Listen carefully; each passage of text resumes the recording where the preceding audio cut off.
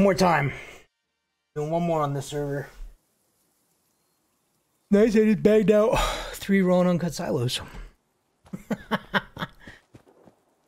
Oh yeah, raw and uncut silos, here we are. Third speed run in a row.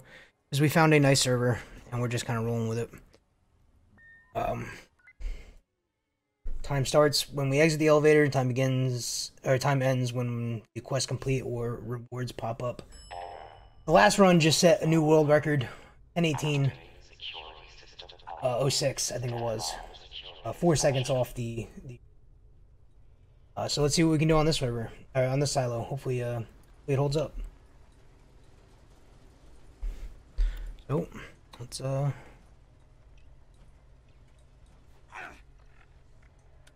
everything here. Yep. All right. So let's go fast.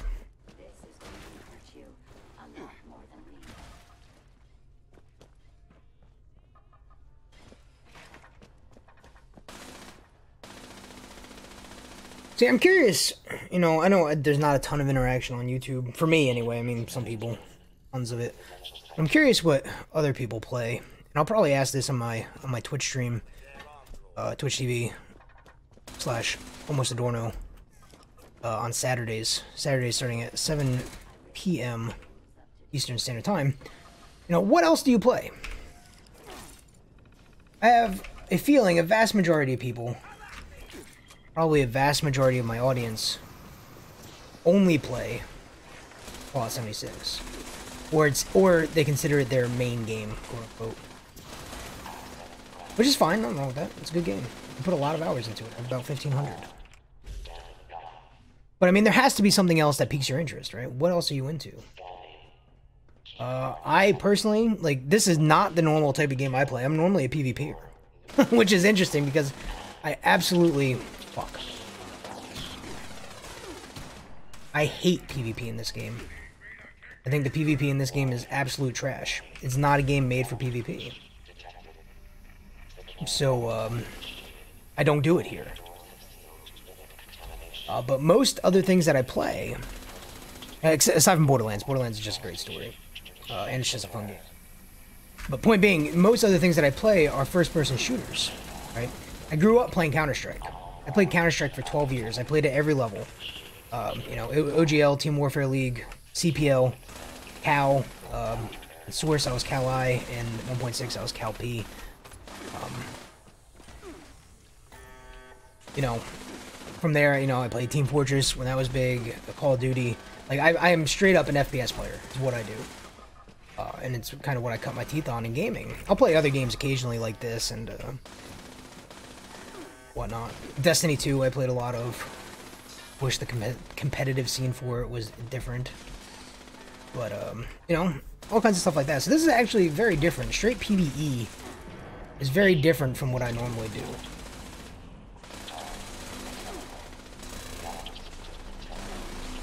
But it's been a fun ride, and it's been a fun game. So, I mean, everybody had to come from somewhere, right? I mean, maybe in the Fallout community, it's interesting because there are people who are purely Fallout players. It's just it's the series they love and the series they want to play. But I guess I'm just generally curious, kind of like where you got your start gaming, what kind of got you into gaming, so on and so on and so forth. Like for me, where I got my start gaming, I mean, it wasn't Counter-Strike, obviously. I was playing games before that. My family owned a vending business, so like arcade machines and stuff like that. So I actually grew up, one of the earliest things I remember playing was the arcade machine called Circus. Circus is exactly as it sounds. It was a video game replicating like the old shooting galleries where you shoot out, like, you'd get like the little pellet gun or whatever, and you'd shoot like the little animals scrolling across like the carnival thing, like the tent or whatever it is. Circus replicated that in a video game form. We had it in our basement. That's the first video game I remember playing. That is the very first video game I remember playing. Eventually I ended up with a Nintendo and Super Nintendo and stuff like that. My dad had a Atari, so I remember playing Spy vs. Spy a little bit. Things like that as well. But it was really Circus. Now, at the time, I mean, I was young, right? This was like 1989, 1990, somewhere in there. But, the game that, like, really, what I think turned me into a gamer... Fuck these cores.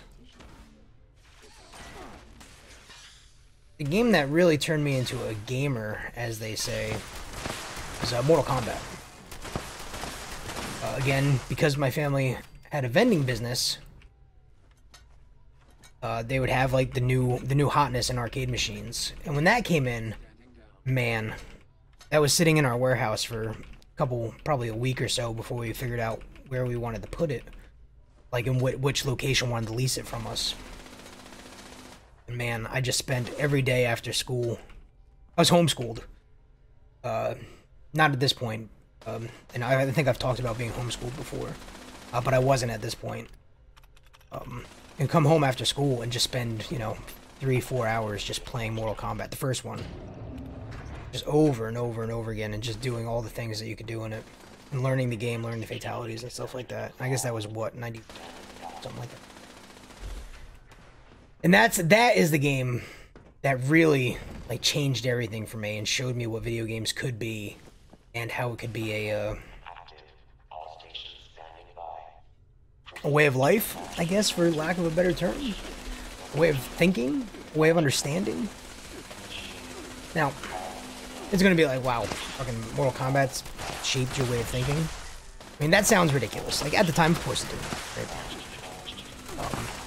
But when you go on and think deeper about it, and like the cultural impact that games like Mortal Kombat have, in a way they do change your perception of things, right? Do they make you the violent killers and murderers that the media portrays it to be? Of course not. But because of Mortal Kombat, we have the ESRB, the oversight committee for games and ratings and stuff like that. That is directly because of Mortal Kombat. The industry decided to self-regulate itself to keep the government from regulating it. Because of the pushback that Mortal Kombat got due to its violence. Right? That changed culture. It changed video game culture. It changed the way in which video games are thought about. It changed the way in which we understand video games. Because now they're understood through a rating system in a lot of ways. And what's okay for who to play, who not to play, who can play what, and who can't, in terms of age and stuff. All this obviously didn't occur to me, you know, when I'm 8 years old or whatever it is, playing first Mortal Kombat in my family's warehouse, but it did end up influencing me overall. I mean, I wrote a book chapter in the greatest video game franchises of all time. It is available on Amazon. I get no royalties from it, so whether you buy or not means nothing to me. I mean, it'd be cool if you did, but it doesn't, you know, I don't get anything from it. You know, on the cultural importance of Mortal Kombat. So it became a profoundly influential game for me as I grew up and as I started playing more games and started thinking about games as more than just an escape, because they are. While a lot of people find them to be escapist in nature, help them get away from, you know, the real world. And that's a very real effect of them. They're much deeper than that and much more culturally important to the way in which we understand life. You know, the idea of a gamer is gatekept in a lot of ways. You know, who can be a gamer? Why? What it takes to be a gamer? What are the prerequisites? Are often gatekept by, you know, the hardcore community, quote unquote, the people who are, you know, the real gamers, as it is often referred to it as. But the fact of the matter is, everybody plays games. Everybody plays games, and the term gamer just fucking annoys me. It's the worst fucking term, because literally everybody plays games. Everybody's a gamer in some sort, and gatekeeping it is just dumb. Like, my mom plays games. You know, whether the type of game you play doesn't make a difference. You could play Farmville, you could play Candy Crush. You're still playing a game. Right? So, to think that these things aren't culturally important, even though literally, I can't remember the exact stat, but it's somewhere like 80% of the population, maybe even higher than that, plays games at some point during the day. I think that they don't have some sort of profound effect on culture and society is silly to me. And it's just wrong in a lot of ways. To think that they live in this vacuum where nobody is affected by them or influenced by them. And that doesn't mean negative effects or positive effects or anything like that. It just means that they have effects or affects. Right? We're not saying that they're good or bad, or we're just not saying that, you know, they cause violence. They don't. You know, scientifically and, you know, neurobiology and stuff like that, they don't any forms of aggression, really. Unless people are already predisposed to aggression. There's a lot of bad science out there. But that's not what I'm talking about here. I'm talking about the larger influence of games on culture and society. You know, to think that they exist in a vacuum just isn't true. Our everyday life, the way in which we experience the world, the way in which we think about the world is often gamified. And, how you perceive that and how you think about that and how you move through the world, I think, can be directly related to probably several factors, one of which being the first video game you've ever played. Right? You know, is it the sole factor? Of course not. You know, tons of stuff go into changing, reframing, thinking about, opening the door to new ways of thinking. But I think the way in which you play the games you choose to play definitely play a role in your line of thinking, the way in which you perceive things, the way in which you understand things, what you experience.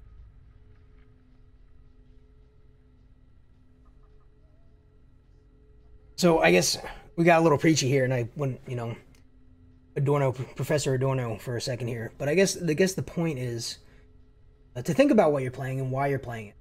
Why is it important to you? Why do you like it? And how does it shape your perception of it? Or does it? Because it's not everybody, right? It's not a big blanket thing, but I think by and large it does. There's a lot of interesting scholarship out there that shows how it does. Some of which written by me. And other, I mean, game studies is a burgeoning field that is growing rapidly as people begin to realize that games are not, you know, superfluous things that nobody, you know, people just play in the meantime. When in fact, people are putting huge amounts of time into them. Huge amounts of time.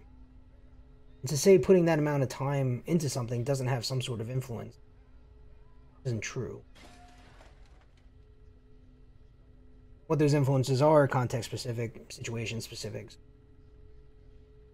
I don't know. Just something to think about. Games are important. Games are important. I'm curious what games you played, why you played them, and if you still play them today, or if they're just some nostalgic piece of memory that you have in your brain bank that you recall every so often. That's kind of stuff that's interesting. What drew you to that game? Why did that game change your...